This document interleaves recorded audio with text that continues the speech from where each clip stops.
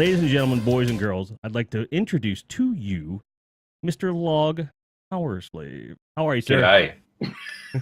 I'm good. Thanks for the intro, dude. No worries, man. No worries. I was sitting there like a bull in the pen before it got released, right? Just don't go anybody. Come on. Don't go anybody. I'll don't try go not to, right? Yeah. I'll behave. Please don't. You're on my place, man. So, why don't you tell everybody, because my viewers kind of know where I'm at with the Destiny community as a whole. Why don't you explain to some folks that may not know you who you are and what happened with you in the last week or two? Who I am? My name is Log. I've been called that my whole life, but that's a whole other story. I am a member of the DDU podcast with Mylan Games and Real Time Sloth. Basically, we're three dudes who shoot the shit and talk Destiny and don't pull any punches and have a good time while we do it. Beyond that, I stream. I do YouTube occasionally when I can draw together the time to actually edit the videos that I want to make. I do a lot of, I've done song parodies and things like that. So that's ultimately what I want to be doing on YouTube. Streaming, I just hang out, I play the game, and I play a bit of guitar while I do it, and probably annoy the shit out of anyone who isn't into that sort of thing. But I don't give a shit. I mean, that's something that with guitar in general, like you either love it or you don't love it, and with metal, like that's a whole other ball of wax. I mean, imagine me as a teenager learning how to play grindcore drums in my parents' basement.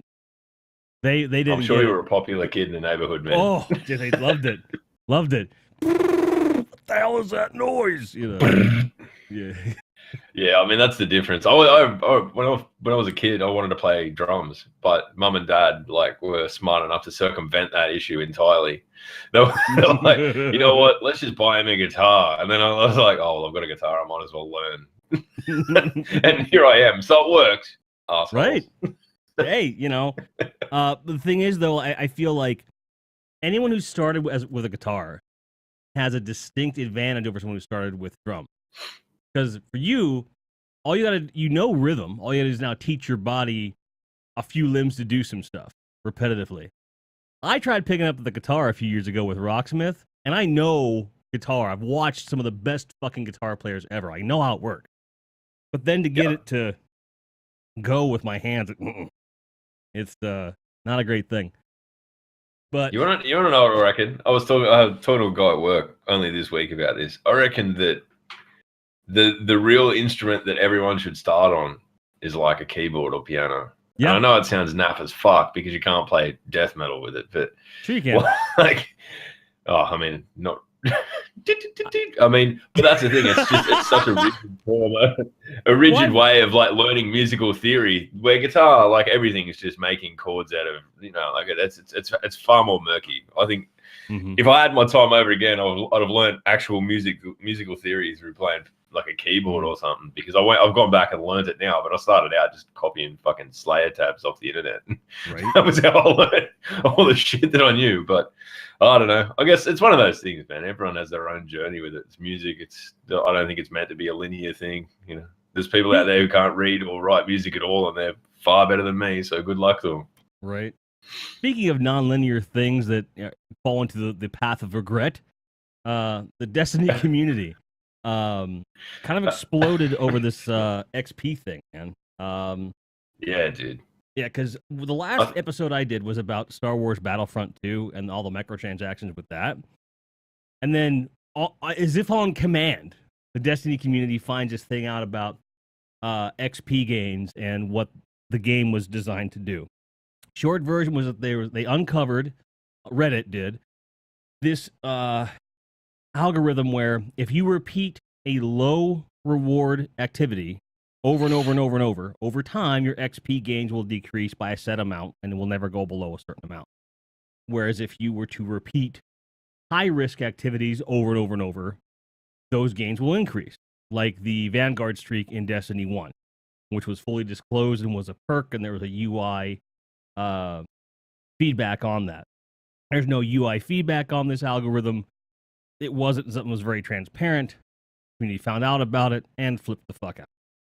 This is where you come in. Well, I mean, the other thing is, I think, like, yeah, it's fair enough to have a system like that in play as long as it's well communicated. Yeah. Mm-hmm.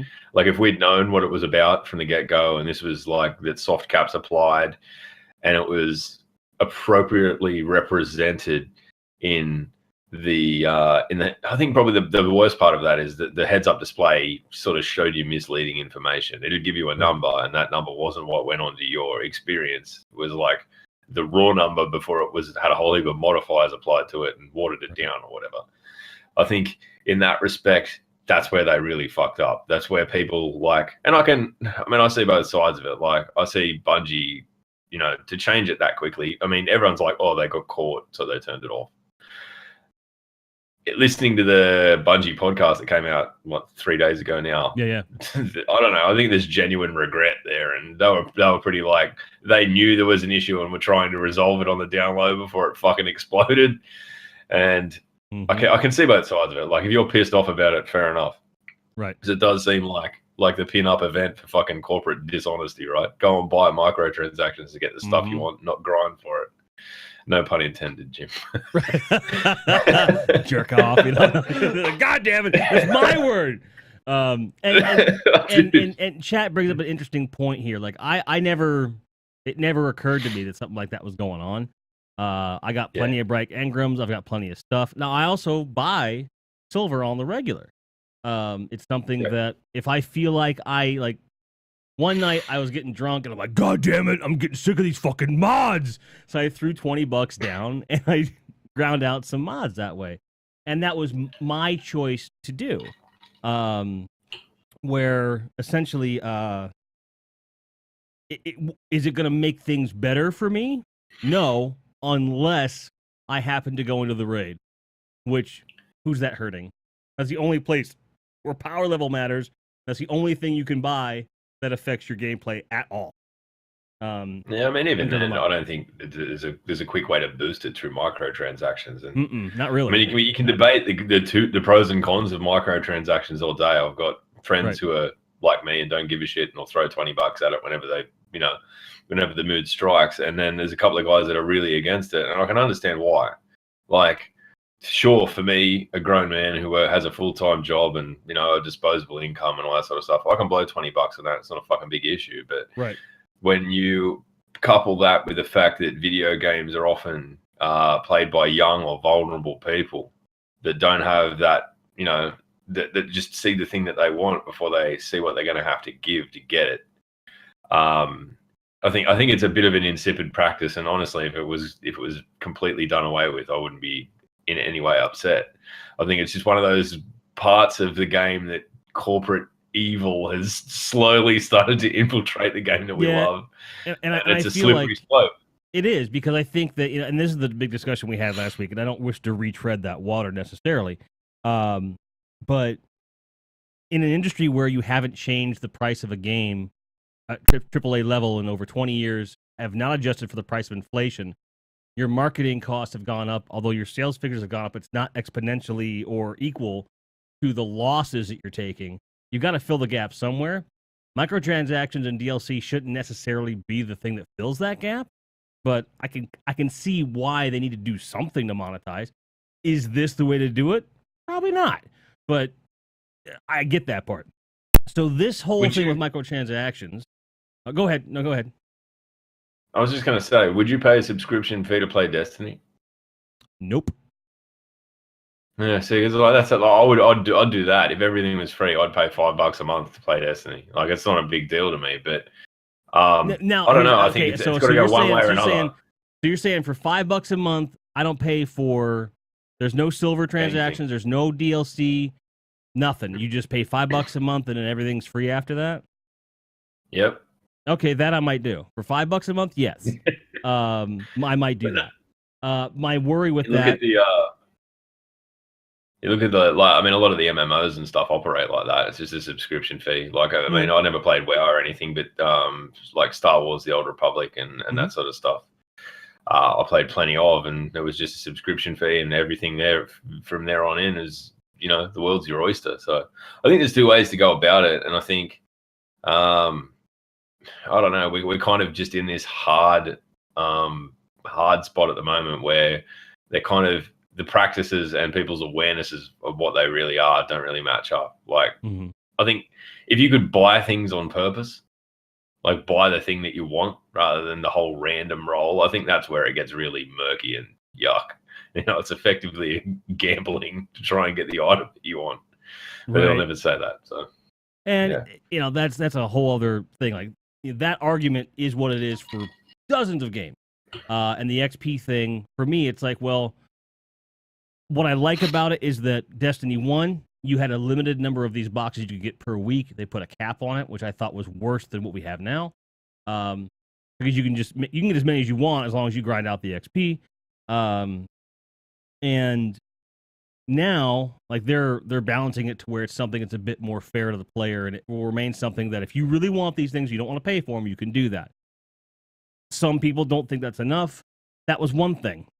Then you take that and combine it with the fact that Bungie was relatively tight-lipped about the whole thing, relatively speaking, didn't have an open conversation, and there's this like rising, you know, discontent with the state of the game, and feeding out of that reveal stream, 2 tokens in a blue, right?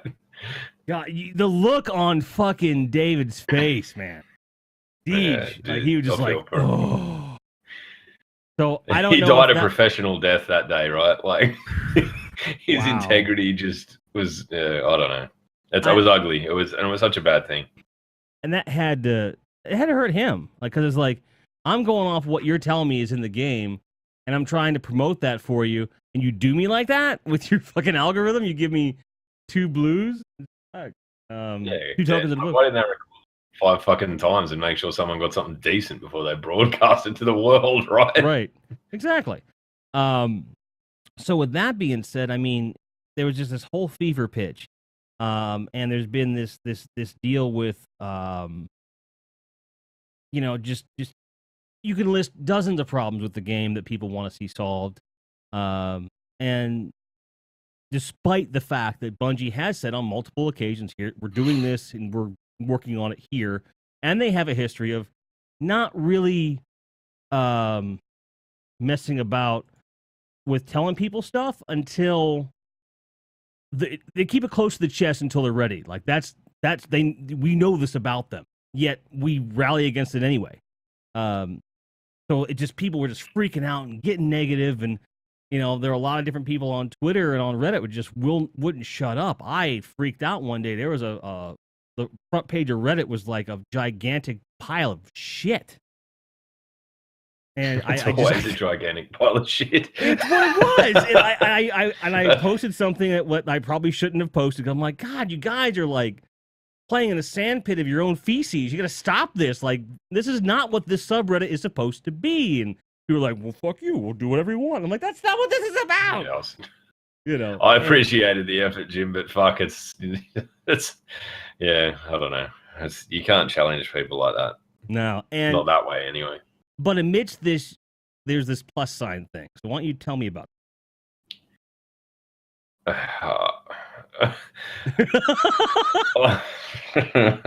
I'll say what I said yesterday, DDU, and that's that.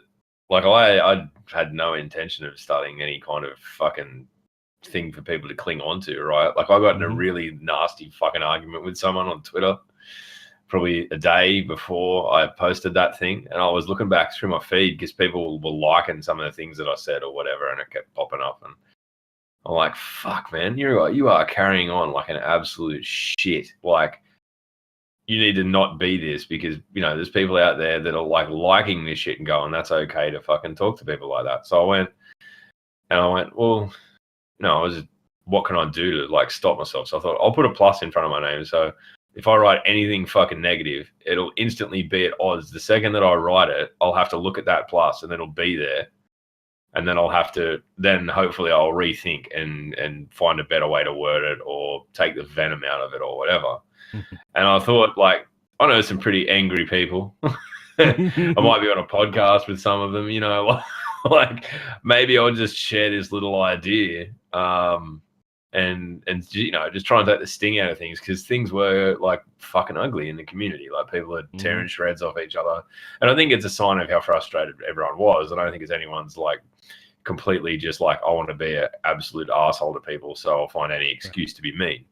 I think it's just venting the frustrations that have built up over the 2 and a bit months since Destiny 2 launched.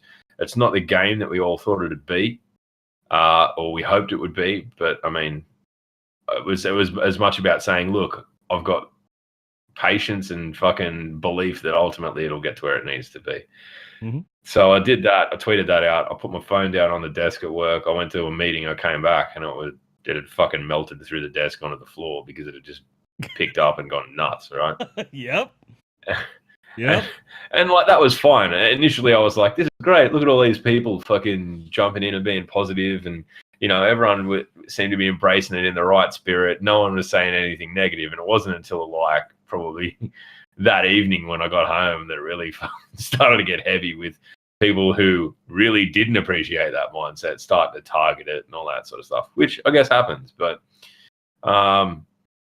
so it was a busy couple of days. I did my best to reply to anyone who wanted to sort of discuss it, and I was as fair as I possibly could be with understanding people's mindsets and stuff. But ultimately, I think it made a point. It just sort of was a reminder that, like, while it does appear that everyone in the community is angry, there are people here who are, frustrated but positive, and, genuinely want to be able to talk about it without the levels of hate and salt and bullshit that were flying around. So I don't think it was, there was the whole thing that come up about, it's dividing the community and all that sort of stuff. And while when Goth says something like that, part of it's got to, part of you has to listen, given that to him, that this community is like, his words when I said, like, I challenged him on why he thought it was division. He's like, at the moment, I feel like I'm watching a child spiral out of control, and I can't help. Like, he's that heavily invested in this community emotionally that it becomes like that for him. So I guess after a few days, it had run its course, and we were, well, for the most part, it's been retired. But I just think that it was an important thing to start the discussion that, right, like, maybe we're not all happy, but we do need to be far more fucking mindful of the way we talk to each other, because that's what's ultimately bringing this community down, not Destiny in itself. Right. And so, you look at, like, because that's really what it boiled down to. That's what frustrated me the most, that people were just at odds. They were constantly tearing each other apart. They weren't having meaningful conversations. You weren't seeing, like, rational things being posted. It was like, everything's getting blown up and shit. And it's like, not really. Like, it like, nothing's really changed. And that, of course, is the frustration. But it's like, look, man, here's where the game was at the end of Destiny 1. Here's where the game is now. And people are like, where's all the things? Where's all the stuff? And it's like, well, first of all, people forgot that from the console release of Destiny 2 to the release of PC Destiny, it was an easy thing to assume, and it was said that they weren't going to make any major changes until that happened. Then you have to have a set period of time to make sure everything's working properly in the state that it's in. So let's say, for the sake of argument, that you give it 30 days from the release of PC. So now we're into November, which was, just a few weeks ago. So now you're talking about the fact that you now are in a time frame that's much more compressed. People don't want to, it feels like there are a lot of people out there that are fans of Destiny that do not want to be reasonable when it comes to the actual needs of the people that are bringing this game to us. I just don't think they understand, man. I think that for the most part, people have no concept of what it actually takes to make a video game, and how much rides on, how much there's keystone bits of coding and keystone things that the second you fuck with them, they could really, really fuck up the whole game. Like listening to that Bungie podcast, and if you haven't done so yet, if you're listening to this, go and seek that out and find it, because it is enlightening in the way that they are like, there are issues that they can address quickly. XP was one of them, because it was simple as like disabling a bit of coding and changing a few numbers around, right? Where things like, an example to go back a few weeks, the bureaucratic walk, where, you could phase through walls with the Monty Python silly walk, right? That was, in and of itself, like, in concept, you're like, ha. I know, like, of all things, the Monty Python walk. But you know, that they had to disable a fucking, you know, competitive game side of the game for 2 weeks because it took that long for them to implement a change. They're like, sure, could we have disabled it? Yeah, but what else would we have disabled? It kind of really highlights the fact to me that, like, it's a miracle that the game works as well as it does. Right, because there's so many different things that are variables of that. But then you have, like, I think people go looking for shit. So during the 2 weeks, doing the 2 weeks that was that Trials was off, they had also, a separate part of the company had instituted 2-week bans for Trials players for certain things. They were banned from a thing they couldn't possibly participate in the first place. And we were like, ah, you know, because now it's like, well, the ban doesn't mean anything because no one can play it. You know, but you know, how much do you want to bet that the ban is instituted on in other words, they probably instituted it when they brought it back. I wouldn't be surprised, but they didn't say that, and they should have done that. So the big to do has been about communication.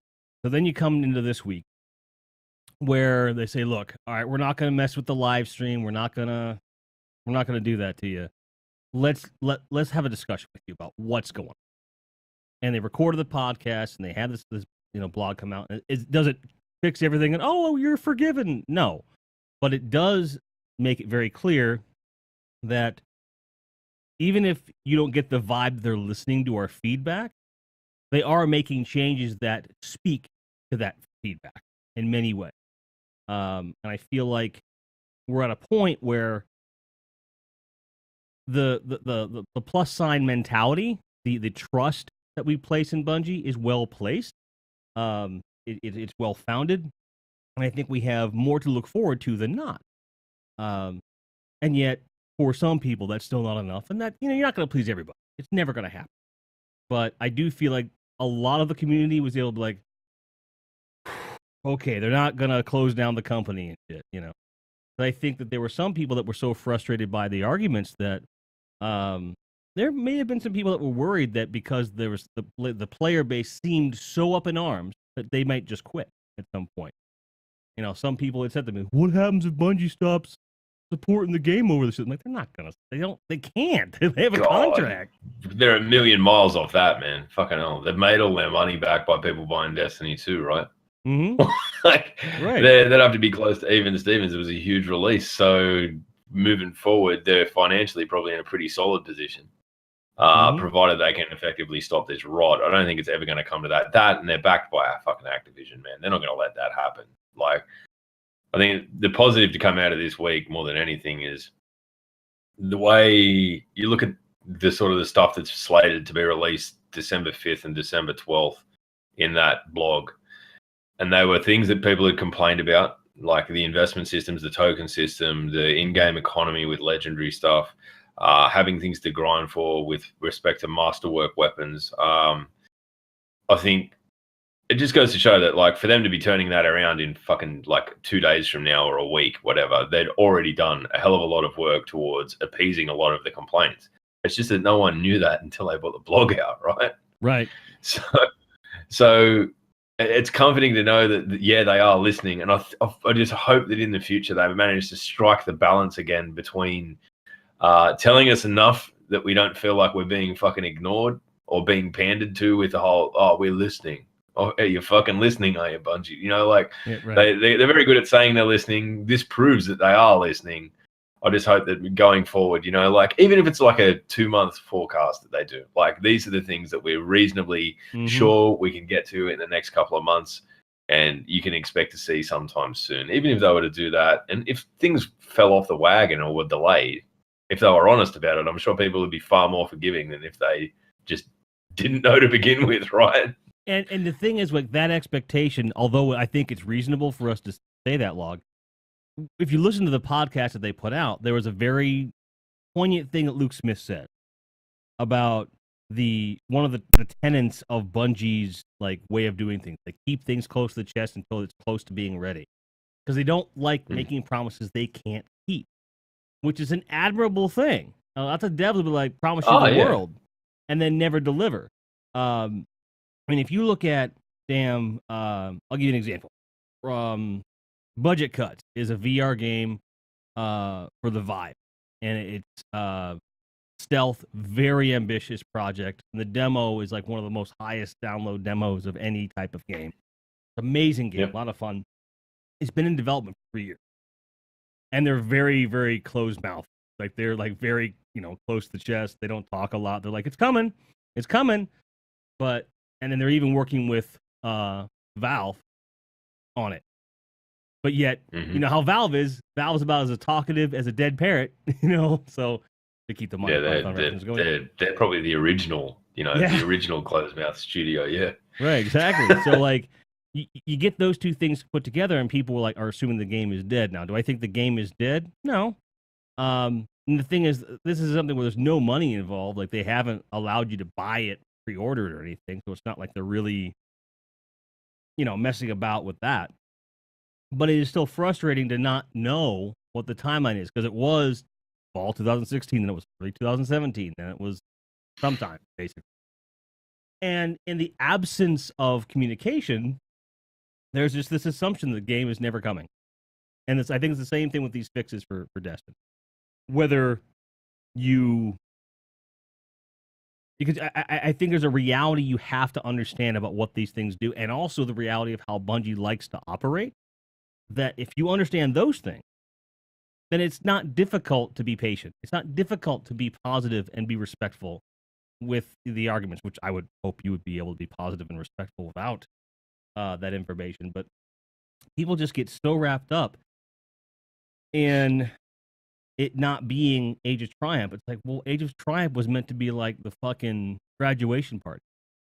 Like, it's like a swan song for Destiny 1, yeah? Like, all this shit's back on the table because ultimately it's all going away. Like, right. I think people forget how spoiled for choice we were and how it was so not that way for the course of Destiny 1, right? Like, there was always only one raid you could do that was viable. There was always only so many activities you could do to grind. And then at the end of the game, it became, you could do anything. And they're building the raid system from the ground up, the end game from the ground up to be scalable. Like, no one's talking about that. Like, these raids all of them, the raid layers, the raids, future raids, will scale with the power level in the game. So you can I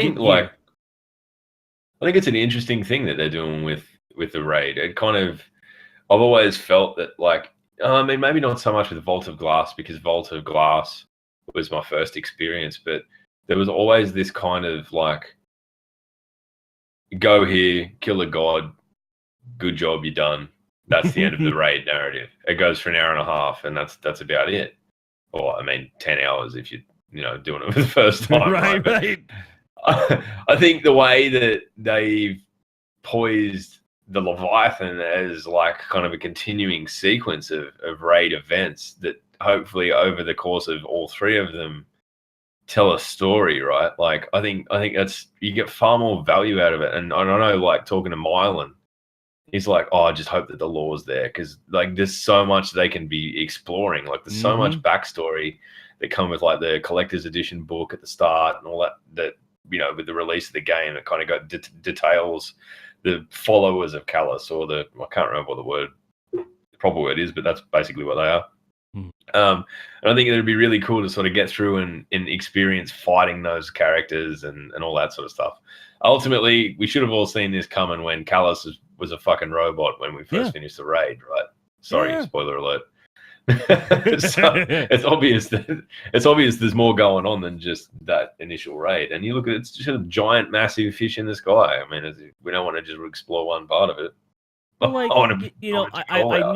I knew that they were doing something different when they put a lore reason in the game for the replayability of the raid. I was like, that is genius. They did that with Vault of Glass because it's a time thing. And even then you're like, but as the raids became built, we were like, they're going to replay it. We don't have to explain it, and I get that to a point. So it's like, but for this one to be like that blatant, I thought was really cool. And when they, started talking about raid activity, I was like, okay. So my first thought was, this is somewhere between a smaller raid and like a PoE, probably something like that. And sure enough, that's what it looks to be. And like, well, fucking yes. I mean, I know I've got 2 of these coming. I could do, once we have the second one, that means we've got 3 raid level activities I can do in a week. I don't have to, like, I now, right at this point, have 3 characters on all 3 platforms. Well, no, I haven't done it on the Xbox yet. I'm going to. And you play on PC? I play on PS4, PC, and Xbox. Yeah, that's the real master race, right? Having one of every console. I respect that. I don't know if it's master race so much as like, you know what? Fuck it. It's like, I'm gonna go full time. Yeah, I did the same thing, well dude. double down, you know. And people just look at, and then the thing is, like, what really freaks them out? People were like, "You have all 3?" And then I kind of turn around. You can't see it right now, obviously, but behind me to my left is a collector's edition PS4 Destiny 2. Never put the disc in. I have it digitally on my PS4. I bought all 3 of the copies digitally, and I just have that to have it. And the ultimate expression of capitalism. Like, well, and I didn't open it for 2 months. I opened it last month by myself on the floor, going like a little kid in Christmas. I'm like, you know, and the bag's really cool, you know. But for me, you know, I created my own replayability on some level. But now there's a frustration. Because now that I'm falling in love with certain loadouts, if I don't have that on every platform, I feel naked. And it's a bit weird. But that's my problem, you know? I'll fix it. I have to put that time in. But what I was getting at was that on PS4, I have Titan, Warlock, Hunter. And on the other platforms, I just have 3 Titans. Because I want to make it easy for myself. And it's just so if I want to do the activities more times, I can do that, get the gear, and be fine. In fact, up until just before the release of House of Wolves, I had triple Titans on Destiny 1 as well, for the same reason. So I could just run through and do what I do. Yeah, you could. It was a good way to get, like, to really power level. Yeah. And it was something where it kept the game rewarding even if you didn't need anything. Like, once I was max level, it was still like, I can go do this thing and still get something out of it, you know? Because, you know, grinding for gear was a lot more of a slog in the first year of Destiny 1. Like, getting max level gear was nigh impossible. By the way, fuck Skolas and his fucking fiery asshole. Like, that fucking guy. Oh. Because the thing was, like, I had been, like, a PvE guy that dabbled in Crucible. I kind of stay away from Iron Banner. But when Skolas became the way to get gear, I turned around and latched onto the Iron Banner and became a PvP guy because you could get the Etheric Light that way. And that's what I did. And that actually became part of my show, which was like I would do Iron Banner like marathon, like all 3 characters, like get into level 5 and shit. And that became a big part of it.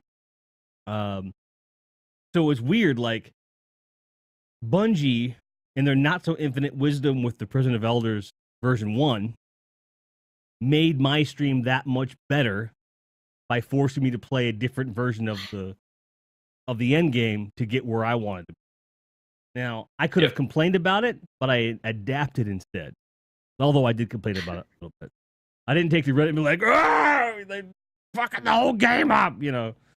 To pay Reddit their due, like, they did put out a release late last week, basically saying that they're changing the way they review articles and topics put up for conversation. That they're trying to get the negativity out of it. When Reddit starts to fight against negativity itself, man, fuck, what a time to be alive. Right, like when Reddit gets to that point. And the thing is, like, you look at like Goth. And like what he said about the community to you with the plus sign thing. Imagine how Cosmo feels. For those of you that don't know, Cosmo is one of the community managers at Bungie right now. He started the Destiny Reddit when Destiny was still in development. And he got hired to Bungie because of what he did with that subreddit. And now he's gone, and look what's happened. Gotta fuck with the guy. I don't think that they could have stopped it no matter what, right? Like, it is where it is because of the state of the game, but at the same time, I think that it's been allowed to sink to that point or slip to that point. And I think that it could have been negated at points in the past, like when Destiny 2. When people started really getting angry about Destiny 2, they could have probably laid some more solid ground rules, because there's been weeks where you go on there and there's like one constructive article and everything else is like, Bungie, why the fuck, like, I don't know. It's not a place I spend a whole heap of time, but it is a very, very useful resource, and hopefully it's something that comes to more prominence because it's less filled with salt. Right, and to be fair, as there's more material in the game to mull over, that Reddit will come to light. It will come to fruition. I don't think we have a whole lot to worry about there at this point. Not really. Not in my estimation, anyway.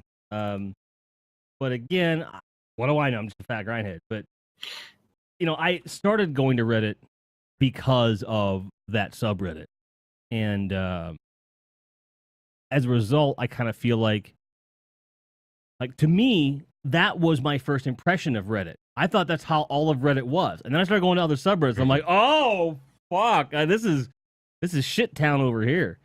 It was interesting for me. So and then we haven't even touched on the Bungie forum. Like, talk about a cesspit. Oh, it has its moments. I mean, there's been times when it's been good and times when it's been real bad, and I haven't been there for quite a while, and I don't really plan to at the moment. I'm just going to stay away. The only time I go there is when I see, like, Deej post something official, and I'll read it, and then I'll, like, I'm not going to read the comments, and I'll scroll, like, oh, I wish I hadn't done that. And then I get out of there. Because it's weird. It can be nasty. Man at Arms is the only person I know that lives in that area, and is just he's completely fine. He's in the trenches talking to people and stirring shit up and like generally being a good bloke. But I just can't do it. It's just too much to take in. There's so much rage. Fucking incredible. And once in a while, and I tried to do this more in the last week than I ever have. And on Twitter, and you may have seen it. I know that like Handsome Dragon has seen it. We're all trying to engage with people and try to have a rational discussion with them about stuff. And then it just falls into this muck half the time. The other half, it's this agree to disagree kind of thing. Because everyone's going to find different value in the game. And that's what it's about. This one guy I was talking to, his whole thing was that he felt like the fact you can buy cosmetics, and among those cosmetics was a specific set of armor, that it in some way devalued the hard work he puts into the game. And I'm like, what? Because I guess for him, I don't know how he's self-valuing off of cosmetics. Like, I don't understand that. I could not wrap my head around. But he got into this whole thing about just the fact that people could buy status in the game. Like, no, they can't. Not really. Like, there's no shader you can't get for free. There's nothing you can't get for free. Number one. Two, those aren't the things that are status in Destiny. I don't understand. And we had this long discussion about it, and he thought I made this other point. I said, no, that's not what I meant. And they, well, let's go back. And he basically brought it right back to the top of the argument. I was like, whatever, man. Have a good day. Like, I don't know. I just do not understand how some of these viewpoints, the ones that seem to be the most loudly trumpeted, come to pass. Like, I just don't get it. I think that's endemic with where Destiny is at the moment. And as I was saying before, I think it's piggybacking off frustration, right? Like, if you are pissed off, you will get pissed off about ridiculous shit that really doesn't matter like that. I mean, Destiny right now is not that kind of game. There are no, like, heralding items, right? There are no items that people have that you walk past them in the tower and go, holy shit, that dude's done this, right? Like, think back to, we were talking about yesterday on the DDU, Chatterwhite, when people first started completing the raid. Oh my God, that guy's done the raid. Wow. There is none of that in Destiny 2. There's nothing that's that significant. And I think, while I think it's sad that we don't have that, it does mean that there is no reason to get pissed off by not having anything, because it doesn't matter anyway, right? Right. I mean, maybe the trials gear It looks cool. It's got little glow in it when you get the, like, I don't know what's it called, the adept version or whatever, the one that has the, the little glow in it. And to be fair, I've never seen it. I've never seen it. I did only see it because I get carried. So right. Well, I got carried at the end of Destiny 1, and it was a cool experience. And even that experience got tainted because the last match we played was apparently against another carry streamer.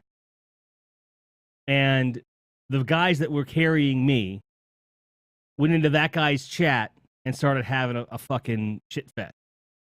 And I'm like, whoa, I didn't sign up for this. It was, and like that's like Trials. We could have a whole other podcast about that culture. But I don't know. I don't think it's where it was. I think it's like a lot of the steam's been taken out of it. Definitely, and I think, but part of that is because the prestige of that has gone away, too. Yeah, like people just don't care, which is, it is what it is, but it's also a disappointment too. I just think you look at like what's coming, right? Look at the fact that ornaments are coming. That it's gameplay level stuff you have to do to get this stuff, like Iron Banner ornament and shit. First of all, I hope that the Iron Banner ornament for the helmet is really cool. I fucking hate the Titan Iron Banner helmet so much. I spent 3 years. Yeah, I hate it because it's the only part of it that I really wanted. And admittedly, once I got the arm, like I wanted the whole set, but once I got the arms, and I'll put the arms with one of those chest pieces, that have like the fucking furry back thing. It looks mental. I really like that. But at the same time, like, I don't know. I mean, I wish we talked about this a few weeks back in that, why does it all look like samurai shit all of a sudden? Right? Like, what's the deal there? Why aren't, is there a law reason or what? I don't see.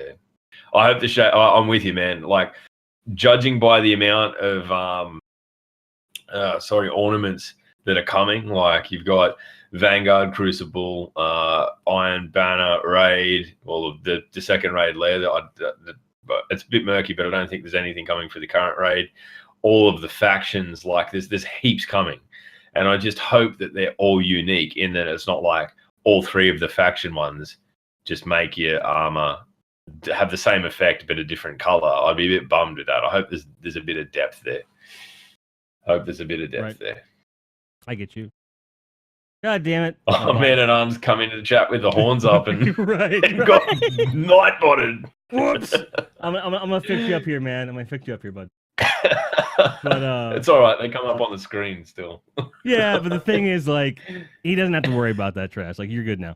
Where's my Aztec armor? There you go. But like with the ornament thing, like for me, what I think it solves a really great problem. And again, these little things that you don't hear people talk about. Instead of introducing new armor sets for each season, they're introducing ornaments for each season that you can swap out at will. You always will have. That means, guess what? You don't have to worry about your damn vault. Like, I used to have 3 sets of each Iron Banner set of armor. I had collected sets for that favored the subclasses, and the amount of space that took up was insane. Insane. Can I stop you for 1 sec? Yeah. There is an Abath emote. I need that. Yeah. That's That's Janzer247. He's my one of my best friends in life, but also in the Twitterverse and the Twitchverse and content creation. And that's his base emote, dude. It's totally worth it. Great. Well, I've got $5. I'll be coming to see you, man. Nice. See, come to Grindhead Gym streams. Get your subscription sold here. Apparently, I want to find your. Actually, you know what? Just randomly, while we're on the subject of metal, I was talking to a good friend of mine and a member of our clan, Chucky Wookie. He's a pretty avid metalhead himself, and we were sort of getting to the point where we're like, do we think it's worth trying to start a metal community on Twitch, and not necessarily tied to Destiny, but just in general? And I just put a tweet out, like putting the feelers out. And I think I'm going to do it, man. I mean, you came and just said you need to do this. I'm like, challenge accepted. Let's go. I think, there's more than enough of us if we start banding together that we could really, really do it. So I don't know. I think we might have something to work on there, Jim, if I can count you. Absolutely, man. I mean, like right now, my communities on Twitch are Guardian Con, the C4DC, which is mine, and then Positivity, which was kind of like a show of force, whatever, with what we were doing. And then I'm like, well, I tried some of the metal stuff because what happens is like my playlist will go from like John Mayer to like right now it's playing one of the new Morbid Angel songs. And then it goes to like James Brown. By the way, if you haven't listened to New Morbid Angel, like fucking go get that shit. Dude. Yeah. Oh dude. Man. It's like they just went back. They're like, you know what? Remember Formula's Fatal to the Flesh? Yeah.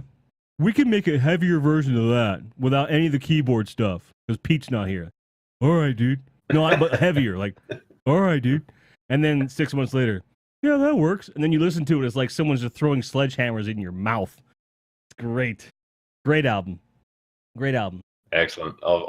I'm gonna just whack it on my Spotify so I can listen to it later. Do it. Oh my god. It is. Because if I sit here and start listening to riffs, I'm shot. I'll just be distracted and I won't get any value out of me at all. So I won't start. I'll be like the one time. Sorry, man. It just be loud going like, hey, This is where I would put the wank right here, like a little wank for you. Because he can't see me. Anytime I have a guest on here, they can't see me. I can see. I got the stream up. It's just delayed, so I can. Yeah. I know. Like I got that now. Delayed so wank. 5 seconds. Right. What were we even talking about? Sorry, dude. I do this. Oh, you're good. I'm a walking tangent. We were talking about like the ornaments and the gear and stuff like that. Yeah. I do feel like there is an overabundance of certain weapon models. Like, for example, like to me, the most prestigious auto rifle in the game right now is the Dead Orbit one. Because it is so good. It's super steady and it has high caliber rounds. It's a beast across the board. But unless you, like, because you can put shaders on it, and the fact it's got the same body type as Gaithlock, you can't really tell up close until you're really up close to it. If they have it. So if someone's running around with that, I'm like, oh, that's a great weapon. Right. Yeah. So there are things. So what I'm hoping is that there's some kind of at some point, like a universal ornament system that is a lot like the Iron Banner one, but for weapons. So for example, like it's an auto rifle ornament you can place on any auto rifle. And maybe it'll just put a little light on the front or something. But something to notify that says, hey, you killed this many motherfuckers with an auto rifle, you're good. Or you got like something like multi-kills with an auto rifle. Something that says, hey, this is your, like, I don't know. Something that you could like expand it out to where instead of it being, hey, he's got that weapon, he has that weapon tricked out that signifies he did this, right? So, dude, they could go so far with an idea like that too. Because you can expand that, then you can get into the subclasses, right? Mm-hmm. You kill 1,000 people with Fists of Havoc, you get electric fists. Like, fucking bring that shit on. You always walk around with like electricity surging up your arms, man. People would be wild for that shit, right? Exactly, right? Because you've got. Sign me up. I'll start grinding now. Right? They're already tracking those kills because we know this because you got the emblems that do it.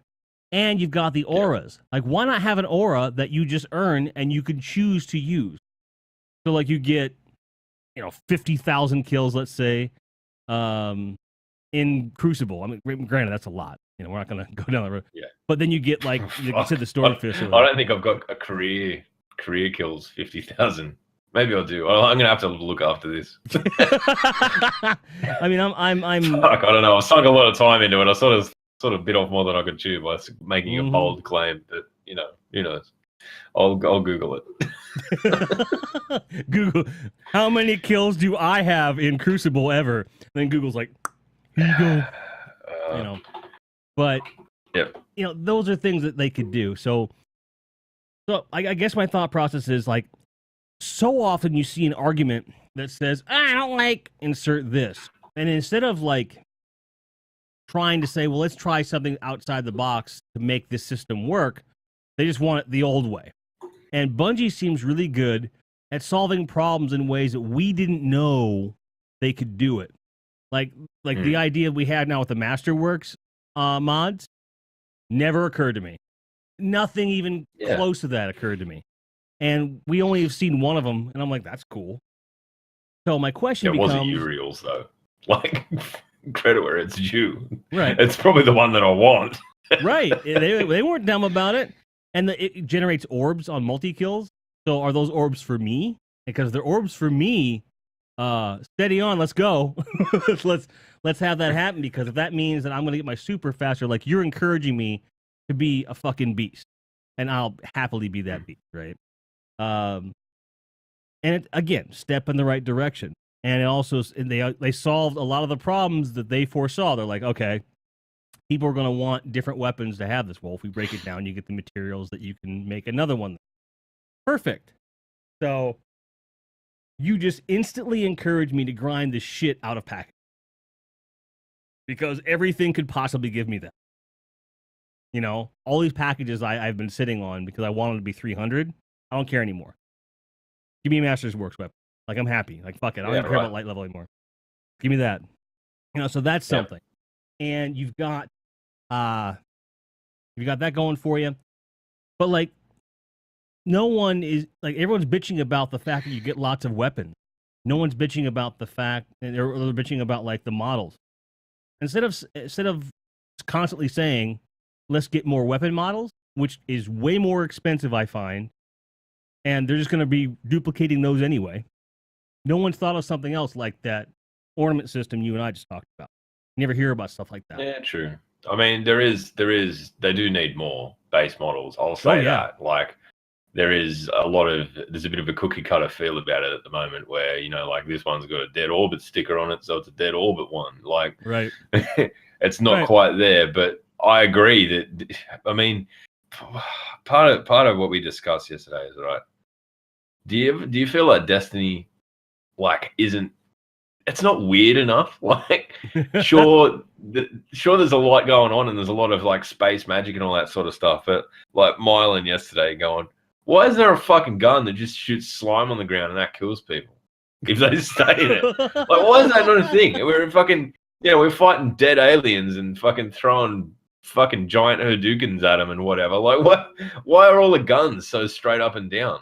You know, like, and then lo and behold, this video comes out like fucking 2 hours later, and there's the new, I can't remember the name of the gun, but the new grenade launcher that's got the little fucking scurrying spider that chases people. I'm like, that's what we want, just weird fucking guns, right? They don't even have to be particularly good. Like, look at tractor cannon, just shoot someone off the edge. Or I love into that a sort wall. of stuff. Like, that's awesome. That's the thing. I love how, like, for the first 2 weeks, like, no one understood the point of the weapon, and then all of a sudden they're like, wait a minute. And you see these highlight videos of people like blasting motherfuckers into a wall. And even Holton was like, okay, maybe I got that wrong. You know, because it was just cool. It was something different. And I like that. Like, I like the ideas that they have. And I feel like they need to have more of those. The big takeaway for me, though, with the weapon models, though, we are also thinking of year to year. All right. Or DLC to DLC. Seasons are a guaranteed change in gear. So, like, maybe they're just hanging on to these weapon models for every season. Yeah, right. So, and I think that by the time we get to the next Comet level expansion for next September, we're going to have plenty of stuff.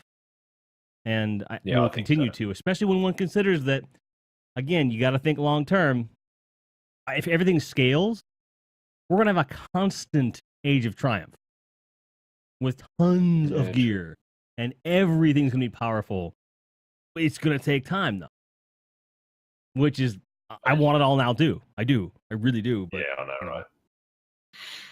But I think there's a lot of Destiny 1 that could have been, like, imagine if Destiny 1 scaled. Like, think of all the guns and bits of armor and shit that you left behind in Destiny 1, and to be able to, like, look forward and know that you're not going to be in that position again with some degree of, like, formality. Fuck. Like, I mean, the Vanquisher, the new Monarchy auto rifle from Year 1. I love that gun. and like I'd go back and use it even though it sucked, like in terms of like light level and all of that. Mm-hmm. Even after they nerfed autos, and it was still good. But I don't know. I mean, to be able to sort of look forward and go, hopefully we don't find ourselves in situations like that again where things become redundant, because that was always a frustration, right? They had like models of armor and weapons and stuff that were just redundant. They weren't in the loot pool anymore in any meaningful way. So why would you care about them? They're just sitting there dead. And for that matter, blues. Why can't we upgrade blues to legendaries? They look the same. It'd instantly add depth to the loot pool, right? Yeah, and I feel like that's something that, because wouldn't that fall into like a form of transmogrification, which is people have been begging for since true. like, so maybe that kind of system is something we'll get, with a Taken King level overhaul. Yeah, true. Because there's a couple blues that I like. There's this one auto rifle. It looks like the Vanquisher, but it's a bit bulbous on the side. Like it has like a rounded, and I forget the name of it. But it fires very much like that, and I find myself kind of clinging to that. Fuck, now I have to look. Because I know I have one somewhere on my, I think it's my Xbox One. I'm gonna pull up Dim. In case you didn't know, guys, you want to go over to opencollective.com/Dim, support them. Even though Amazon beat them to the punch on the goddamn. Did you see that they have the Alexa skill out now for Dim? Dude, yeah. Yeah, and it was like, Dim didn't do that, but really? but I don't think they did. Did they? Does it work through Dim, or does it work through some other kind of black magic? I think it just works. I think it works with the Gear Manager with Bungie. I think is what it does. Yeah. Okay. So it's kind of like its own Dim. Yeah. Right. Yeah. I don't know.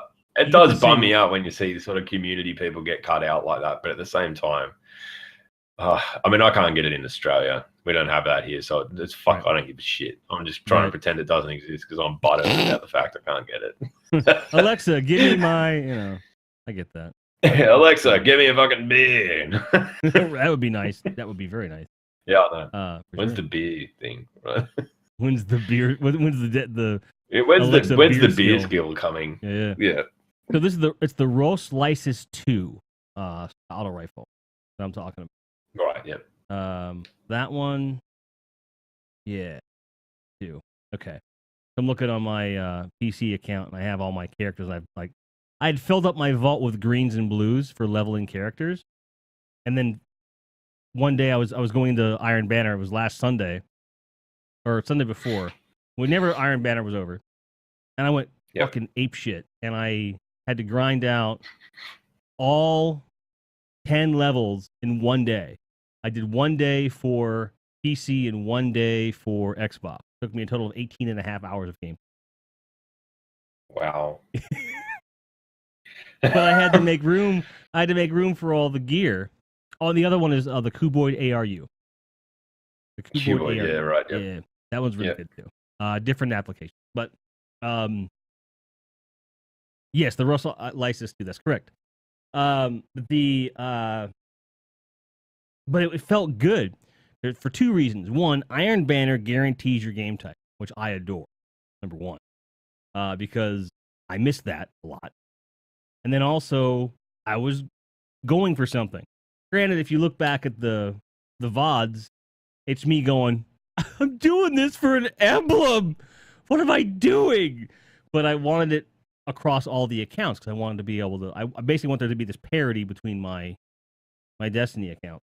Which, Bungie, if you would just institute a cross save for all cosmetics. Oh, dude, don't even go down there. That's a dream. Cosmetic cross save. Cosmetic cross save is all I want. Gear I can live with. But cosmetics, like anything that's in a kiosk, just give me that shit. Because it's you have it for half the stuff that is account wide. Like the night before Destiny 2 came out, like we're talking like hours before release. One of my buddies, he got a code for the Confluence of Light, whatever that's called, the emblem for Destiny 2, the new one. He got a code for it, and he gave it to me. And I have that on all my consoles. You're like, what? Where'd you get that? I'm like, I don't even know where it came from. I have it. Which was kind of cool. Like, that was the one emblem that I was after for Destiny 1. And now I have for Destiny 2 before I even played the fucking game. But I can access that. But I can access that anywhere. Why can't I access? Yeah, I mean it's the same with the Black Friday skull emblem. I bought the bloody soundtrack for $5 or whatever it was, so I could get the emblem, which is there was a pretty Black silly Friday when emblem? you think about it. Yeah, dude, it's fucking cool. It's like the trying to think it's that the bleeding skull. I can't get that in the United States. I'm gonna act like it doesn't exist. But I didn't even know That's fine. I didn't even know because I'm that guy that always does that. Like I buy all those things for all those emblems. Fuck, man, I miss them. They'll bring it around again. There'll be another event. Trust me. It's too good of an emblem for him to just one and done it, right? They've one and done a couple, so I wouldn't be surprised. Okay. That's all right. Like they did one for what was the fall thing? The fall thing. The second one, the fall. You know what I'm talking about? Not the dawning, but the Festival of the Cost. Yes, Festival of the Cost. There was a emblem you could get if you bought something during Festival of the Cost. Righto. And I got that. But yeah, so I'm glad you have it. I don't. That's all right. We'll play together on PC, and I can taunt you with it, and you can taunt me with your fucking Alexa skill, right? I don't even have Alexa either, though. Yeah, well, like, I'll just do not speak its name. Man at Arms says the zombie emblem. Yes, that's right. Yeah, which I have. And it was a green emblem with just like this, like hand coming up out of the ground. It was pretty cool. I never used it. Yeah. But I'm that kind of collector, though. I'm the guy that'll like have it and just say I have it. Like behind this green screen are a bunch of NES games that just stay in cases all the time. I emulate anyway. But I'm that guy. I just wanted to say I have it. Yeah, I'm also that guy. Yeah, Yeah, we have that in common. Mine's less of games collection and more fucking like action figures and shit. Like over there is just fuck. That is a place. It's like I'm the uncle that when my nieces and nephews come over, they come into my room. I go, don't touch anything or I'll kill you. They want to come in and look at the toys, but you touch anything, I'll fucking kill you. I don't care. We could be family. Like, seriously, you touch that Starscream, I'll rip your fucking arms off, right? So, I feel like we should wrap up the podcast proper, and then we'll start doing more interaction with Shaq. We've missed some things. Yeah, totally. So ultimately, I feel like we're in this precarious place as a community where I think Bungie, if they continue down this road, we're going to be okay. But I don't think the community is going to have another thing like this happen again without there being some consequence. What do you think? I don't know. Maybe it's just me being. I'm not going to say blind optimist because I've been called too many times this week. Optimism. Fake optimism. Looking forward, I think after. There was a lot of shit addressed. A lot of people from all Destiny walks of life, for want of a better term, have things to be positive about. You only got to look at like Giggle Monster getting genuinely excited about the future implementation of ranked PvP. Those guys have their thing. Collectors have ornaments. There's the Strike playlist coming back for PvE guys. The new raids coming. Everyone's got a thing to look forward to. And I think that in itself is going to be a big thing. But I don't know. I mean, I feel like, the community sort of, it did begin to tear itself apart. But sometimes you got to rip the fucking Band-Aid off to be able to heal, like sometimes you just got to get it over and done with. And, like there's animosity there for sure. People don't like people. That's fine. Not everyone's going to get along. But at least now everyone knows where everyone fucking stands. And that, there are people out there who believe run the gamut of emotional fucking attachment to Destiny. So I think we're in a good place, actually. I think we can, provided that Curse of Osiris comes, it adds depth to the end game. The story is good. It keeps people engaged to some degree. Then people will find their own way of making Destiny last until it is what they want it to be, and the community will be a better place as a result. Spoilers. I agree with you. I just wanted to try and provoke you into saying something poignant like that. You did a good job. But I'm not very. We're in a good place. I think that the content that's coming, we have a cycle in this community, I find. Yeah. Something comes Yeah, out, I think everyone so. loves it. They start to see the kinks in the armor, if you will, and then there's a long silence. People flip out, and then something new comes out, and they forget about it for about a month. And given that we've got a roadmap of updates to be coming over the next 3 months, more or less, including another expansion due out in the spring, I think we're going to be okay, more so than not. So, but it was tense there for a couple days there, which on the internet is like weeks, you know. Yeah. But I'm grateful to be a part of this community, and I'm grateful to have this game, and I'm grateful to have you on the show, man. So thank you. Anytime, man. You know, reach out. We didn't even really talk all that much metal. No, to at some we point, can get right? into that after the show here. So, where can people find you, man? Where can people find you? I'm LogPowerslave everywhere, literally. LogPowerslave Twitch, LogPowerslave Twitter, LogPowerslave fucking YouTube, LogPowerslave on my birth certificate. Chatterbait, all that stuff. Got it. Yeah, Chatterbait, fucking whatever.